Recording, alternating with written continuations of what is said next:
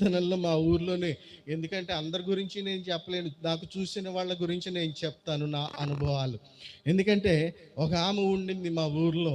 ఆమె మందిరంలోకి వచ్చి ప్రార్థన చేయమంటే దగ్గర దగ్గర 2 గంటలు ప్రార్థన చేసేది. ఎన్ని గంటలు? ఎక్కడ? చర్చిలో 2 గంటలు ప్రార్థన చేసేది.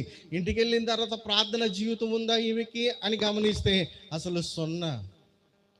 ఎందుకంటే అక్కడ ఉండే వాతావరణం అంతా వేరే, అక్కడ ఫ్రెండ్షిప్ అంతా వేరే, అక్కడ ఉన్న సర్కిల్ అంతా వేరే.